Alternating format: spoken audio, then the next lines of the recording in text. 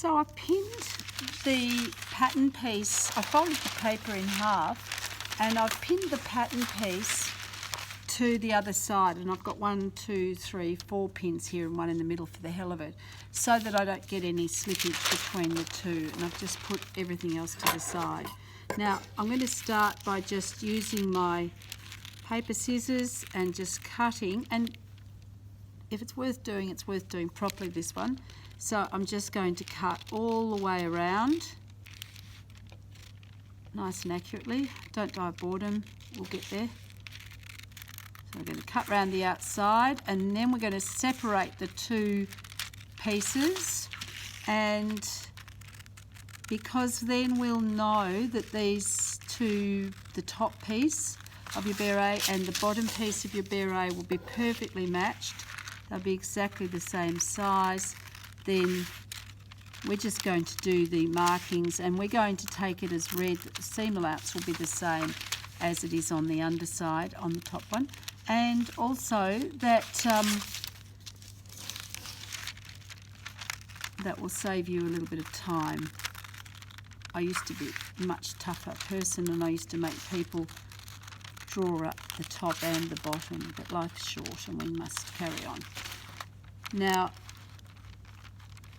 with the grain line with these, when you're cutting them out and making them up, it doesn't matter so much with the beret which angle you do your fabric, except later on it will. So what I'm wanting you to learn now is how important it is to match up the grain lines and to match up the notches. So we've actually drawn in one of the notches, and later on when you make up your piece, we're actually going to cut notches, but we're going to fold the fabric that you're sewing, and we're going to do the notches then rather than now. But I'm just going to get you thinking about the notches now, so that it's not a big surprise when you come to making it up. So that goes around there. Now, while these two sheets are pinned together, and we have located the centre front on the underside of your beret, so what we're going to do is we're just going to keep it pinned together, and we're going to fold from the centre front, which you saw before, to the centre back.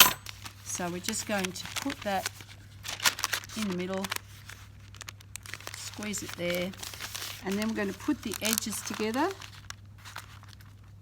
and smooth it flat, and that should go right through your little dot. So if all that's happened, then you've got a pretty accurate job. Now, notches in millinery, the best ones are just a tiny little V like that, that sits inside the seam allowance. Oh, where is your camera? There you go.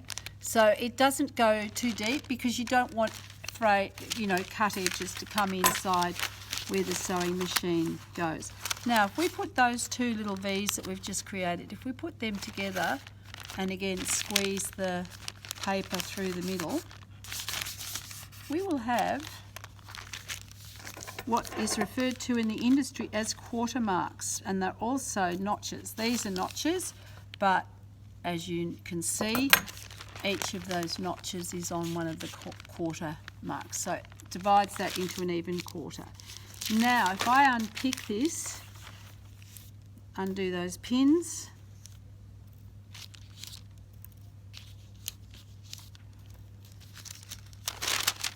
this is my top piece, and this has one more piece that needs to be cut out of it. So we just need to go in, and we just need to cut along that inside line, which comes inside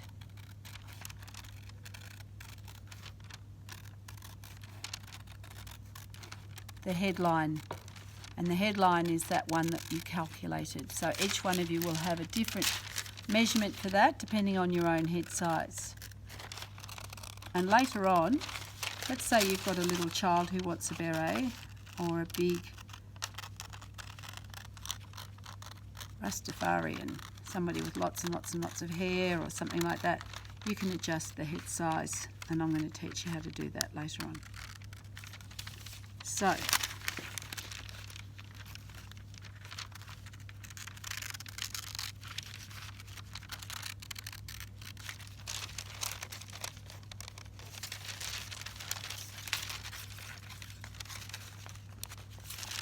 cheers, cuts are in it.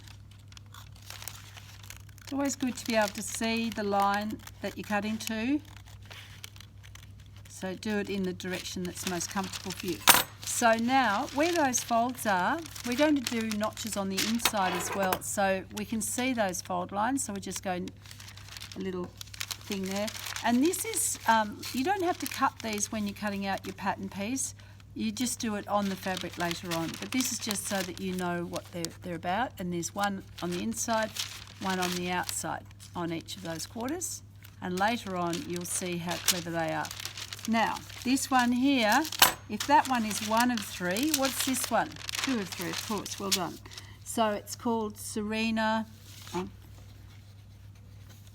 Lindemann Beret.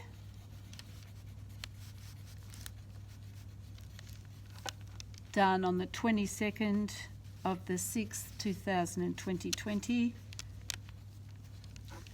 Cut 1 outer, and again with the fabric pre-fused, and cut 1 lining, and we don't need to worry about the head size because it's already in there, and so that's ready to go.